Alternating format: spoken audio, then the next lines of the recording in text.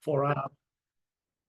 Okay, welcome to the webinar on Earth Science. And this is kind of an introductory webinar. We are going to look at what are the plans for the class and everything, and hopefully help families and students make a good decision, right, on this class. I see the Bernard family. I have several of their children as students. Okay. And I think that I've had some of yours also. Isn't that correct? I have Olivia in Spanish and art. Okay, excellent. Yes. Great. All right. Well, all right. And we are going to probably be seeing a few more people coming. If you have a question, all right, put it in chat, or you can raise your hand, all right, unmute yourself, and you can ask the questions. I would appreciate it if you turn the cameras on. It's a little easier to talk with to real faces than to black squares. So that is part of how we do things here in the academy, and we don't mind backgrounds. Okay. So let me share with you, okay, a couple of thoughts to begin with. The reason why I'm doing this course is because we are always thinking about what are some of the things that we can offer in the Well-Educated Heart Academy that would be helpful for families and students. And I thought that this course on earth science, on physical geography, would be a very good addition to the courses that we have in the academy. And it's something that we haven't offered before. I have taught this course, a similar course, before a few years ago. So I'm going to basically be revamping everything. But I love the subject, really. Okay, so that is also one of the main reasons why I'm doing it. Okay. It's actually a lot of work to put these courses together. And it's not like I'm having any free time to do it, but I'm like, okay, let's give it a try. So let me share with you what is going to be the outline for the course, okay, and what we are planning on doing. Let me make sure we have the screens here on the right place. My other monitor. Okay. And here, this should be available for you also to preview. If you go to the 25, 26 courses, the courses there, and scroll down the list of all the courses, Science 6, Earth Science, should be there available for you. And we have here the syllabus of what we are going to be doing. So we have several units. We are going to do the first 2 weeks, an introduction to earth science, and then we will have a unit on astronomy, okay, another one on geology, another one on oceanography, meteorology, and then physical geography. Okay, so that is basically the outline of the course, the units that we are going to have, and the lessons. As always, you can see that I have the weeks already kind of decided with different topics, okay, of what we are going to be doing here. All right, so that is kind of the outline of the course. Good to see you, Megan and Elliot. Thank you for turning the camera on. Okay. I have been researching about what textbook to use. I like to use a textbook, but also I like to use other resources. Okay. so I kind of want your opinion a little bit on this. I have found this resource is CK12. It's actually also a kind of a non-profit organization. It's similar to Khan Academy, and they have a good textbook, a high school level textbook on earth science, and it's for free. It's available for free. All right. So this is one option. For example, here we have chapter 1, beginning of chapter 1, and then the actual lessons. There is, you know, a little bit of reading, but not too much, I would say. There's images, sometimes they have videos linked to it, and so on, questions and some, you know, information, okay? And so this is one possibility of using this free resource, okay? The other possibility is to look for a textbook that, you know, a physical textbook. The ones that I have seen, this one seems to be a good edition. Earth Science, the student edition of Tassa, Tarbuk, and Lutyens seems to be a very popular.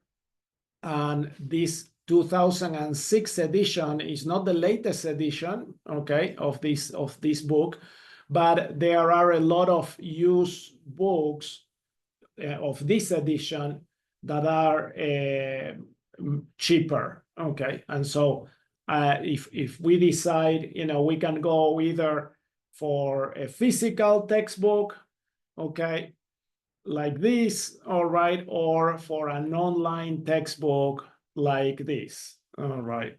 And I'm still not totally decided on which way to go. So I want some of your opinions on that.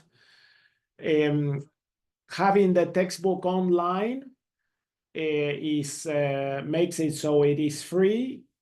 The textbook also has the possibility of having links to other videos and other resources related. So it makes it easy, okay, for this to be up to date. In fact, I was looking at the information about this and see some of the lessons. This one was, you know, last modified on 2020, but there are some of the lessons that have been modified, you know, like a month ago, okay, that there is some modification. And so they keep maintaining the textbook up to date, okay. So that is one of the big advantages of having a resource like this. If we were to go with a physical textbook, the advantage of the physical textbook is that then you have something to read offline. Okay, so you are not actually spending all the time on the computer. And you know how I always try to find ways of doing things offline. Okay. This textbook is longer than the other one. All right. So there is a lot more reading as far as I can tell. If I look over here, this edition, so it says 804 pages. Okay, not that we need to read all 804 pages, of course. Okay, but yeah, this is a little bit more, you know, longer. Okay, and so I'm like, huh, which way do we go? All right. The K12, the CK12 textbook, there is a way of actually reading it offline. Not that you can print it really, but you don't need to be connected to the computer to do it. So I'm still, you know, kind of a little bit ambivalent between these two. What do you think? I really would love to hear from you, your opinion on this. Go ahead, Megan, you can do it. Okay. Sorry. I think my preference would slightly be towards the offline one, like the real physical copy. My chemistry class has done like an online textbook this year, and it has been a lot of computer time. It just like feels stuck. Sometimes it's a bit more distracting of like I hear notifications. So I'd prefer the hardcover real copy. Yes, yeah, there is. Heard about a lot of challenges with that online textbook just as this year has gone on. And I have to say, I only helped one time. I have a chemistry minor, and it was overwhelming to me to attempt to help that day. So now I haven't been asked back. I'm much better at pre-algebra. That's way up my alley. But I'm pretty sure I could figure out the textbook. I'm not sure.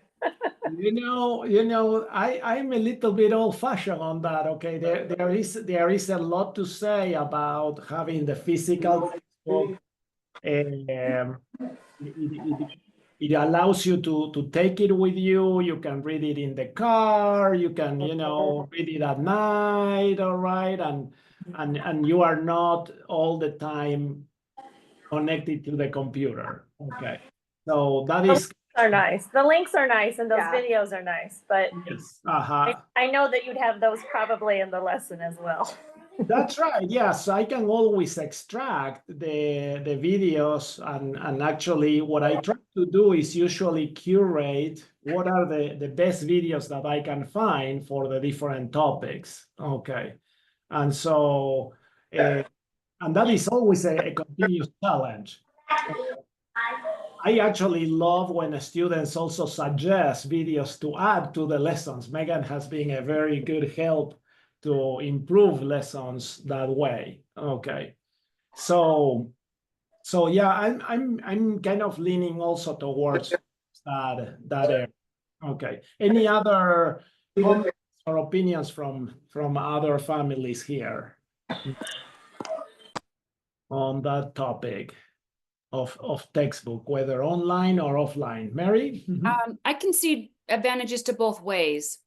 So I think that I would just trust what your opinion is after looking at both of the books from your opinion, because the book would be good because they're offline. Of course, that's the main reason.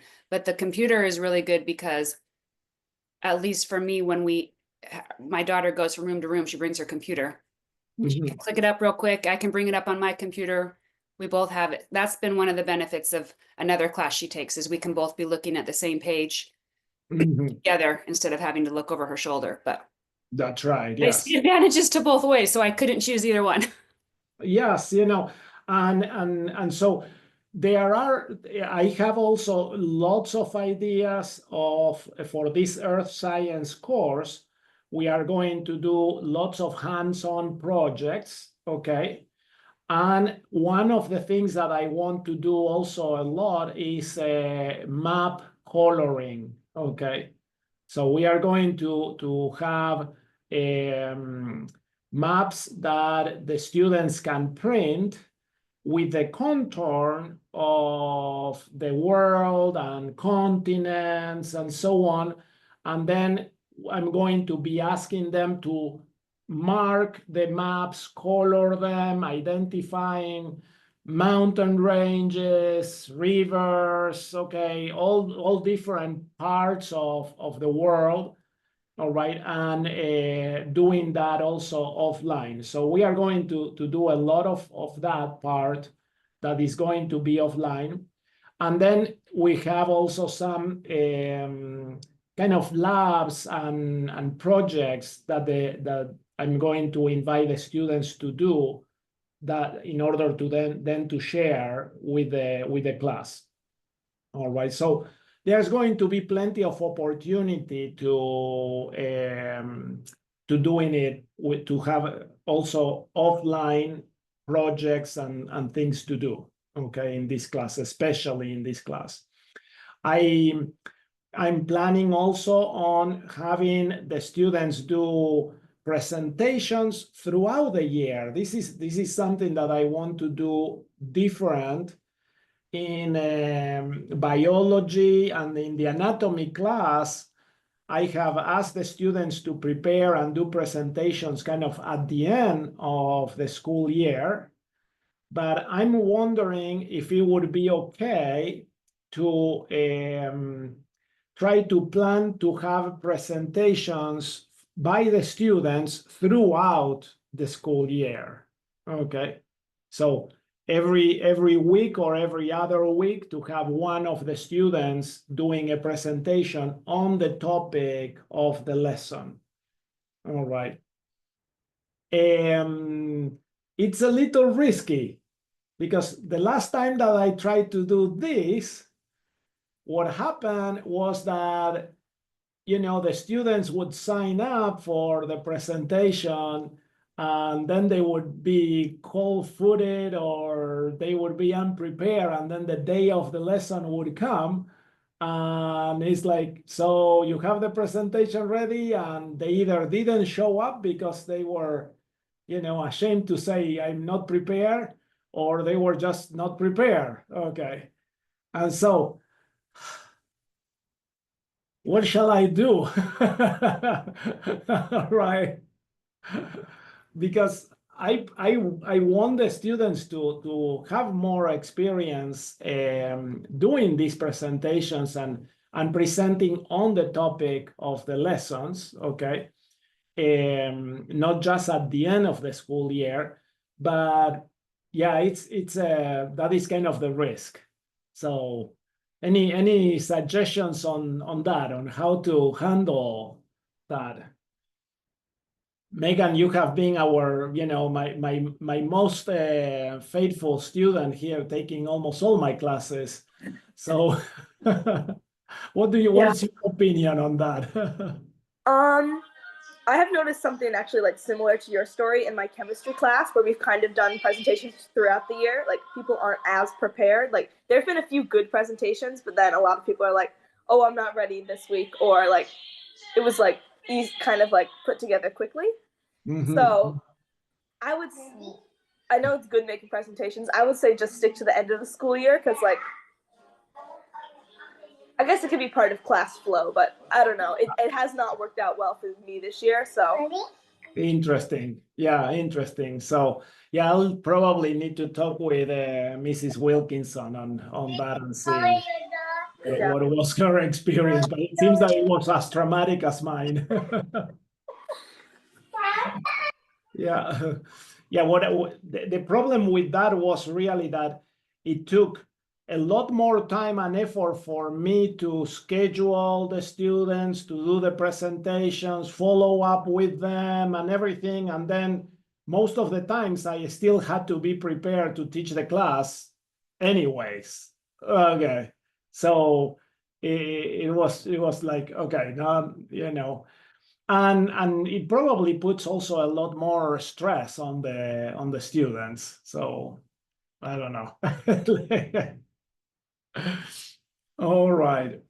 Let me share with you some of the ideas for projects that we have here. Let me see if I can bring this over. Okay. All right.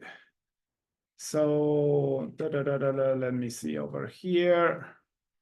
Okay, let me share the screen now.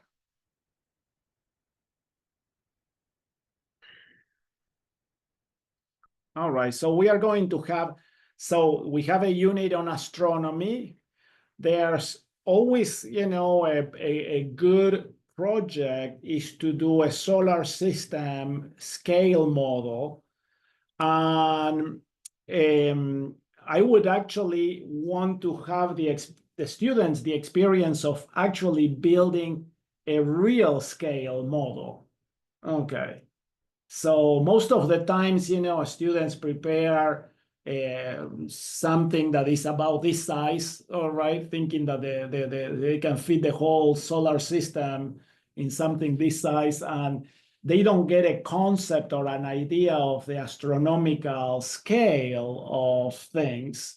So I actually would like to see, all right, how can we truly find good scales and proportionality ways of showing the scale of the solar system. Okay, so that would be one thing to do. I like also for the students to study the constellations and maybe do some observation of the constellations, and also doing demonstrations on how the tilt of the Earth shows the seasons, all right? How the tilt is actually what is the reason for having the seasons. So in geology, I love to do the plate tectonics demonstration and volcanic demonstration, but most of the times you see these experiments of using baking soda and vinegar and kind of exploding something. That is not what we are going to try to do here, okay? So we are going to actually do some plate tectonics movement, all right? And applying some heat and to stuff and everything and see how it goes, how it works. I have done this in the past. I would like to see if I can, because I have to apply heat, I haven't dared to use a glass container, all right, to actually do this in order to see through a glass pan or something like that. So I have to find actually something that will withstand being on the stove that is glass, Pyrex, and so on. But those are kind of rare nowadays. But still, with a metal pan, we can do this, and it's actually really fun and effective, and it's a very good way of seeing the convection layers, okay, of that. So those are some of the projects. Let me check and see what else are we having. We want to also do projects demonstrating the currents and different temperatures and salinity for oceanography, okay? In meteorology, we have also the idea of doing several different types of projects. Erosion, I love that, okay? I think that is actually also something that is important to do. And then, like we were thinking, is about doing maps.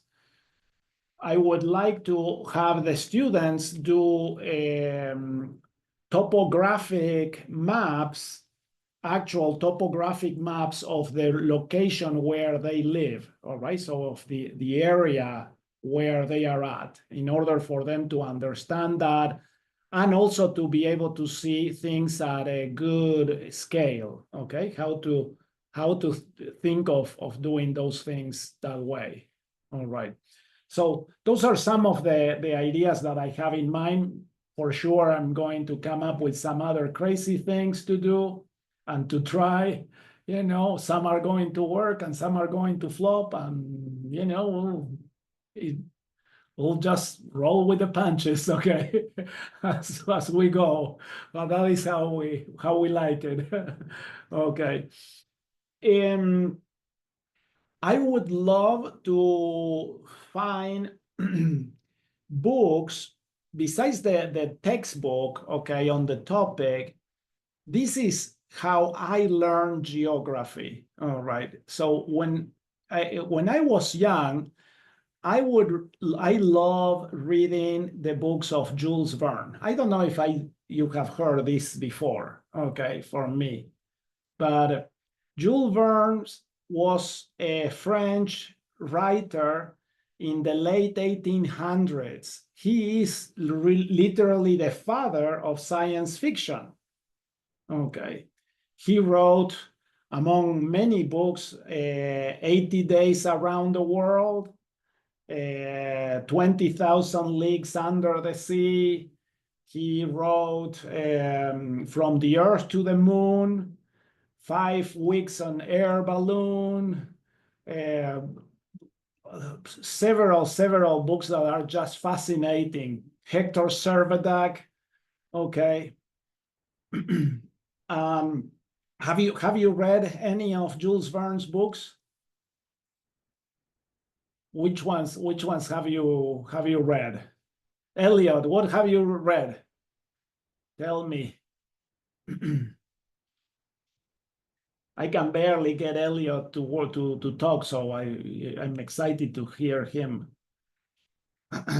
Let's see if you can unmute. We're on a bad device. Nora has read several, and Elliot said he had started something. Okay. Okay, Mary, which ones have you read? We read the 80 Days Around the World. And then I believe we read the one about the hot air balloon, if he wrote that. Yep. Which was really, really fun. A Trip Across Africa. Yes, yeah. It was. Yes. And so that is the key, really, that Jules Verne wrote a lot of books that were all about trips, okay, about going to different places. Okay, the Barker's here, Journey to the Center of the Earth, 20,000 Leagues Under the Sea and Around the World in 80 Days. Those are kind of the most famous. But so he wrote 5 Weeks on Air Balloon. That is literally a trip across Africa. Okay. Hector Servadak is one that is not very well known, but it's actually an interplanetary trip through the solar system. All right, it was just really, really fascinating. They go on a trip through the solar system in an asteroid. All right, and Michael Strogoff, I think that is kind of in English. It's a trip, it's an adventure and a trip across Russia, all throughout Russia. And so what happened was that as I was reading these books, I would follow the book with an atlas. Okay. And I was very, very careful to try to mark in pencil, all right, in the maps of the atlas, the trajectory of where they went. Okay. And that is how I learned geography. I studied geography literally by traveling, and I felt like I was there, you know, because you put together the story, the characters, the descriptions from the book and everything, the map, the vegetation, the mountains and everything. And then you just learn geography that way. Okay. I remember that one time we were in Argentina, we had actually geography classes for each one of the continents, really. And one time the teacher asked me to come and give the lesson on geography of Russia. All right. And I was able to give her tons of information and description and the Trans-Siberian train and the cities that it went through and everything. And she was like, how do you know that? Like, well, I just read this book. So I love to do that. All right. And that way, for me, is the funnest way of learning about these things. Okay.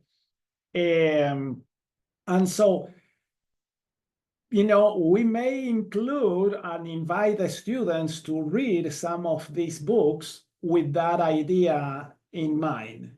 Okay. So if someone is more interested in geology, Journey to the Center of the Earth is fantastic for that, to understand that, okay, and to explore that, okay. And if someone is interested in oceanography, 20,000 Leagues Under the Sea, it's just incredible. Jules Verne even wrote some other books that are less known, okay.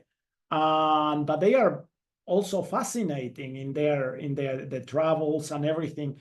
He wrote a murder mystery novel that is called The Lighthouse at the End of the World.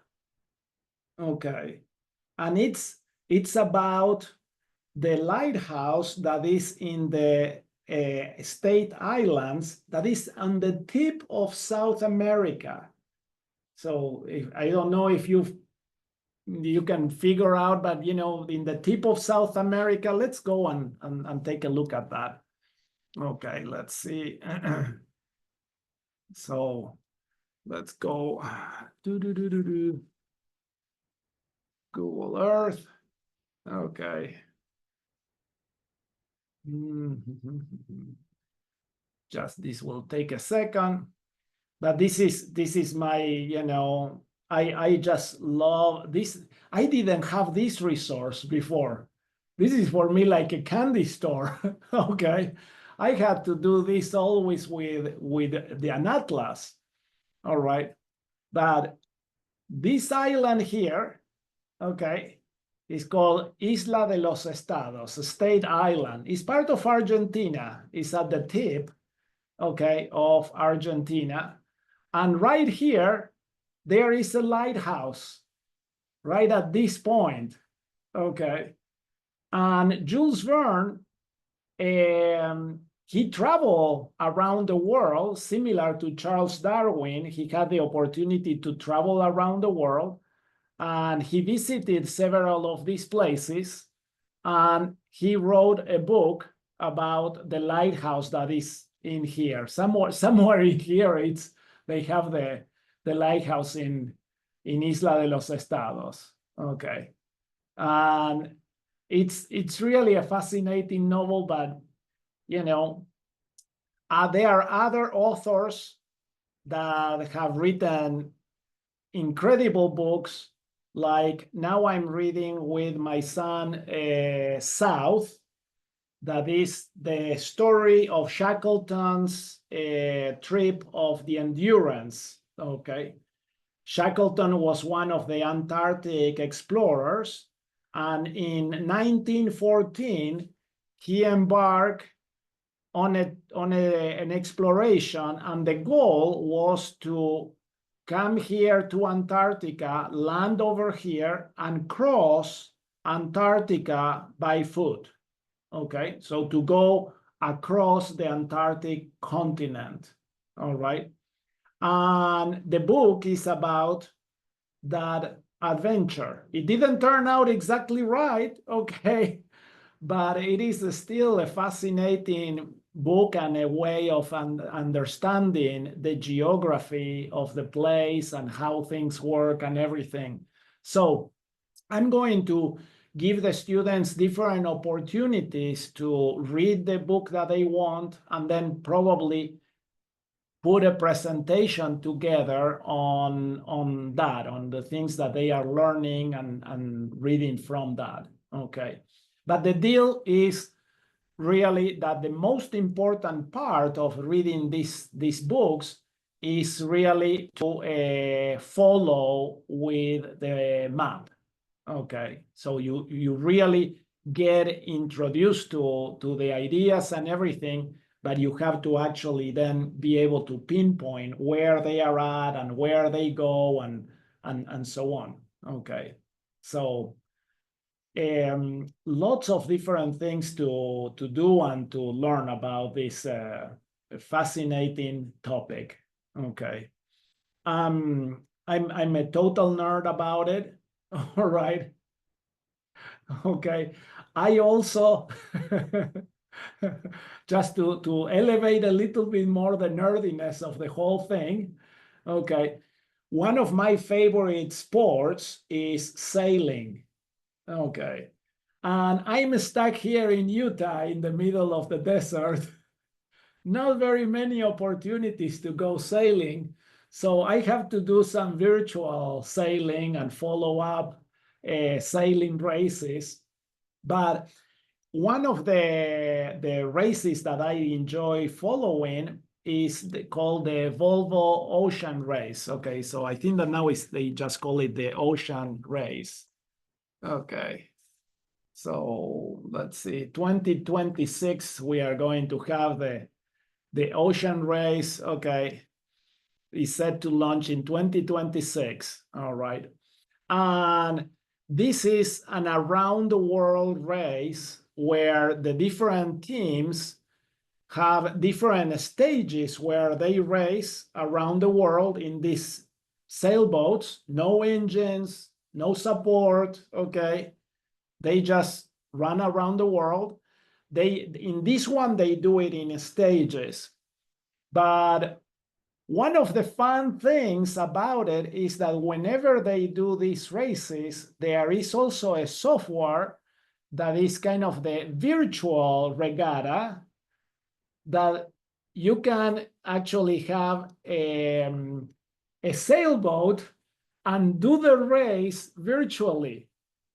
But the cool thing is that you are following the race course with actual weather conditions. So you have to actually look at the wind patterns and everything in real time and decide where are you going to go with your boat and everything in real time. So that is a fantastic way also of learning about climate and wind and currents and all of that. So I'm a total nerd of that. This race takes about 9 months because they have stops. Okay, they have stops. So we probably will try to join during class in at least one of the stages of the race and do it together. There is another race that they just finished this past year that is the Vendée Globe race. This one is crazy because it's around the world, but it's a solo race. So each boat has only one sailor and there's no stops, no stops and no assistance. So they have to go, they start in France, okay, they go around. All right, let me see, they show you the trajectory of this one. Okay, let me go here. So in this one, in the Vendée Globe race, they start, let's orient this, reset. Okay, they start here in France, they race down the Atlantic, and then around Antarctica, really. So they go all the way around the Indian Ocean and the Pacific Ocean, the tip of South America, and then they go back up the Atlantic and finish in the same spot in France. All right. So that is an interesting adventure. And again, you can also follow that race virtually and do the race and everything that way. So I wish that I could say that I have been around the world, but I can only say that I've done it virtually. All right. So, but it's going to be a lot of fun, and we are going to be learning about wind conditions, currents, and how to make decisions on weather patterns, the different types of weather systems that are around the world, and all of that in this course. So those are some of the plans that I have in mind. Okay. So any questions or comments about it? Anything else that you would like to know or add?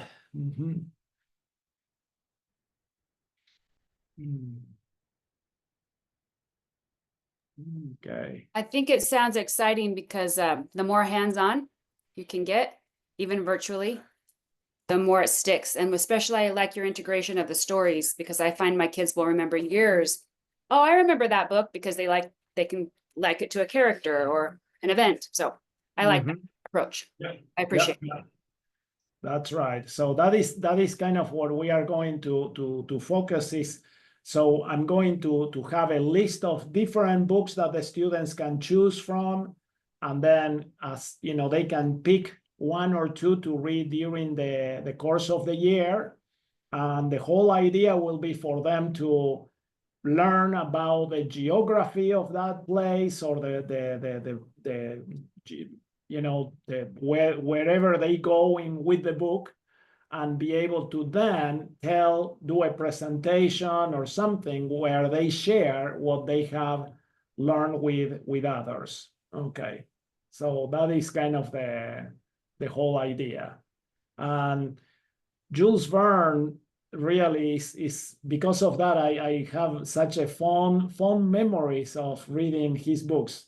And they were not easy to find in Spanish. I had to actually hunt in the libraries and bookstores and everything. And whenever I had a copy of that, I was delighted to be able to read it. They are not easy to find in English either. Okay, so we'll have to get some of the best well-known books are easy to find and everything, but others are a little bit harder. So, but we can find ways. Okay.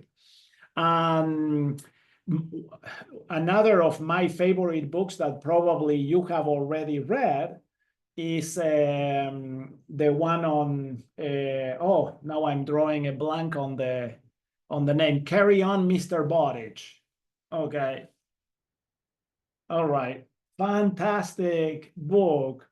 Okay, and that would be also a super good book to read if you haven't read it, or reread it, okay, but now following with the maps, the whole trajectory of where they are going and everything, and also even learning some of the specific navigation techniques that Bowditch developed. Okay, so there's so much to learn and to do and to travel the world this way. Okay. Any other ideas or questions about it?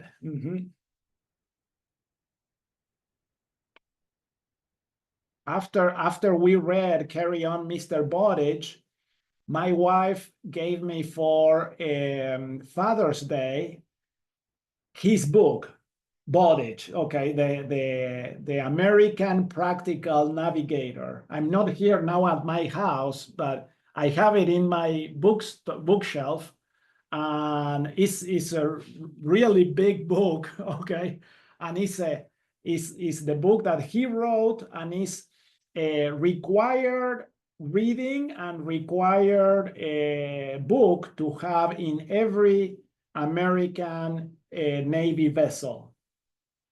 So, and it teaches you about all of navigation and how to read maps, how to read charts, and how to even do celestial navigation and everything. I haven't read the whole thing, but I have read big parts of it, and I love it. I just want to learn more about it. So, okay. Well, so that is kind of all that I have prepared for you, basically giving a preview of what the course is and what are the plans on how we are going to conduct the course, okay? Let's see, Barker, Spittard, and Northup, if you have any other questions, all right, or comments. I'm going to stop the recording here. Okay. So